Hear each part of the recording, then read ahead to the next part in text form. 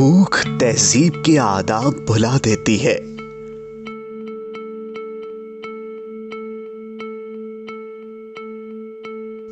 दो वक्त का खाना इंसान की बुनियादी जरूरत है, मगर हम एक ऐसे मुआशरे में रहते हैं जहां हमारे इर्द गिर्द कुछ लोग ऐसे भी हैं जो इस बुनियादी जरूरत से महरूम, यानी जिंदगी के सफर में बाकी मसाइल और जरूरियात एक तरफ, उन्हें दो वक्त का खाना भी मुयस्सर नहीं। और इस बात का अंदाजा इस अमर से लगाया जा सकता है कि वर्ल्ड हंगर इंडेक्स 2019 के मुताबिक पाकिस्तान की 20.3% आबादी को खुराक की कमी का सामना है, यानी हर 5 में से एक पाकिस्तानी खुराक की अदम दस्तयाबी का शिकार है।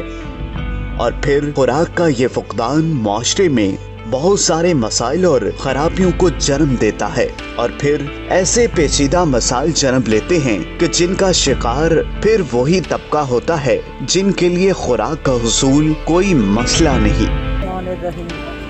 बेटा गरीबा दे बच्चे ने, ठीक है, गरीब आ, ना कोई लकड़ आउंदी है ना कोई बालन आउंदा। गरीब शुक्र गुजार करके बह जाते हैं। जे रोटी मिल जाए रात नूं तां भी खांदे ने बुरकी रोटी, जे ना मिले तो तां भी शुक्र गुजार करके बिस्तरे 'च लेट जाते हैं। माँ प्यो जो भी आखदा बेटा ओही बच्चे करते हैं। साडे बच्चे जेड़े ने छोटे छोटे बच्चे ने, ना तो कोई बच्चे, ना कोई चाज दा कपड़ा, ना कोई चाज दा कोई बिस्तरा, ना कोई चाज दा कुछ। कोई दे रोटी, गरीब बच्चे तो गरीब खा लेंदे ने, कचरा वगैरह चुक के ते गुजारा करते हैं।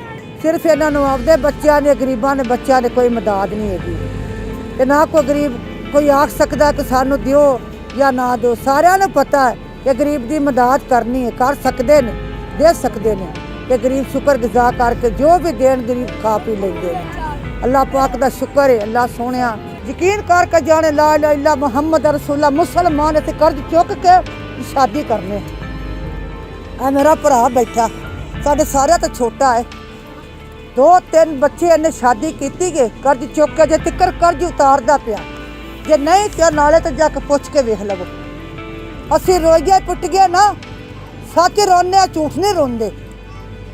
असी अजे पढ़ा लिखा भी नहीं हाँ, असी फिर भी सच्ची गल ही करनी है, क्योंकि अल्लाह के खौफ तो असी डरने बेटा, असी अल्लाह के खौफ तो डरने। अल्लाह पाक तू केड़े रंगा च राजी है, तो तेरा शुक्र है मेरे मालिक, झूठ ना मारो। बाकी इन्हों शर्म आनी चाहिए बड़े अफसर लोगों कि साढ़े को दुनिया जान की कितनी दौलत है, कि कुछ साढ़े को होगा, तो गरीबों का भी साहस करिए, कुछ खुदा का खौफ करिए, कुछ सोच के। आज से 74 साल कबल हमने अपने वतन को हासिल कर लिया, जहां हम आज़ाद और खुद मुख्तार तरीके से जिंदगी गुजार सकें। मगर वतन अजीज के क़याम के साथ ही हमें बहुत सारे मसाइल दरपेश आ गए, जिनमें से एक मसला आबादी की बुनियादी ज़रूरियात यानी खुराक का था।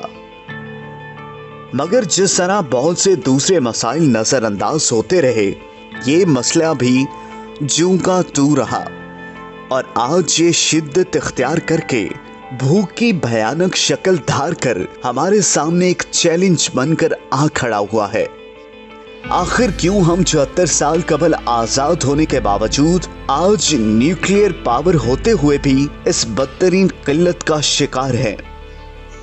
एक बड़ा अलमिया है कि सन ऑफ द साइल जो है, ना उनके पास शरीयत है, ना उनके पास शनाख्ती कार्ड है।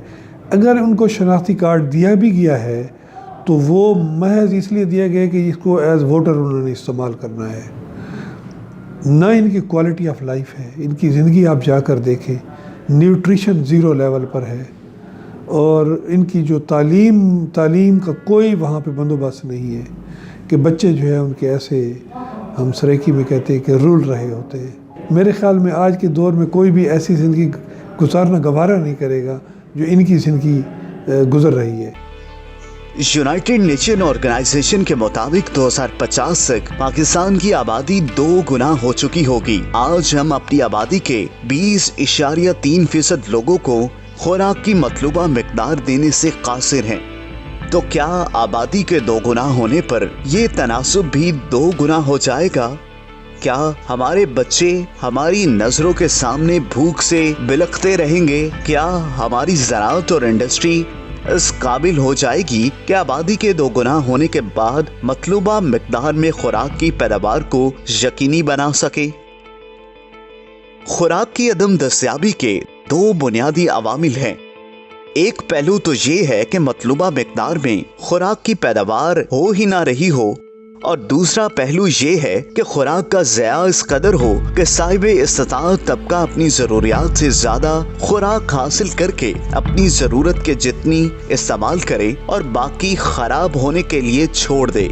शायद हम नहीं जानते कि बज़ाहिर बेवक़्त नजर आने वाली चीज़ जो हमें आसानी से मुयस्सर है, कई सौ के लिए महज ख्वाब है।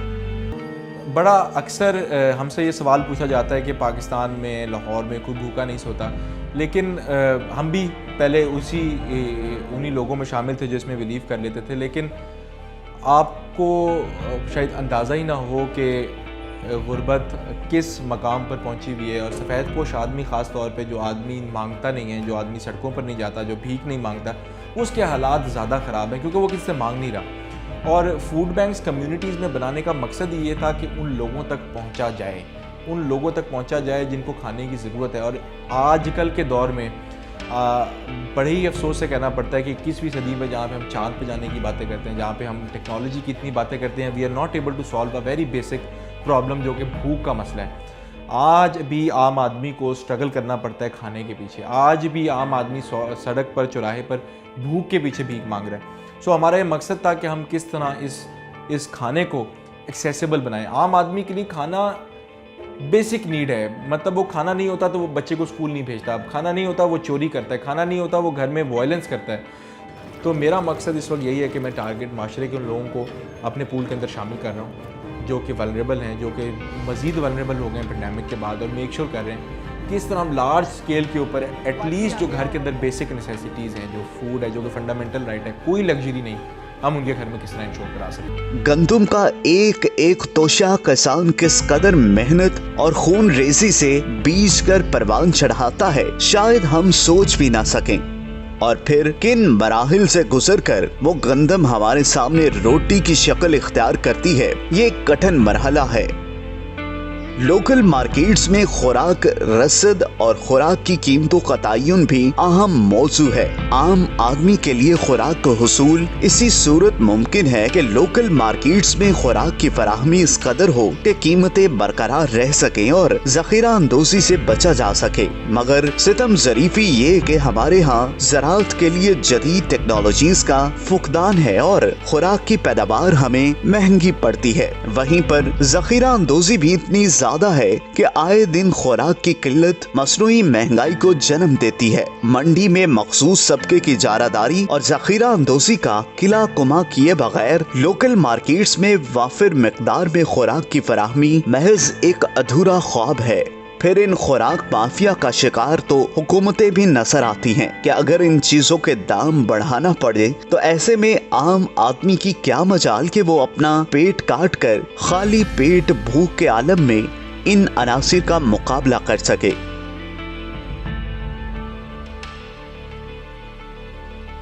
हमारे यहाँ खुराक की किल्लत और मतवाज़िन ग़िज़ा की फराहमी को यकीनी बनाने के लिए हुकूमत का किरदार भी अहम है। हुकूमतों की ज़ेरे सरपरस्ती कुछ ऐसे प्रोजेक्ट्स लॉन्च किए जाने चाहिए जिससे खुराक की फराहमी को आम आदमी तक यकीनी बनाया जा सके। इसके साथ साथ मुखय्यर हजरात भी NGOs और वेलफेयर ट्रस्ट की सूरत में इस चैलेंज से नबर्द आसमां होने के लिए मैदाने अमल में सरगर्म हैं।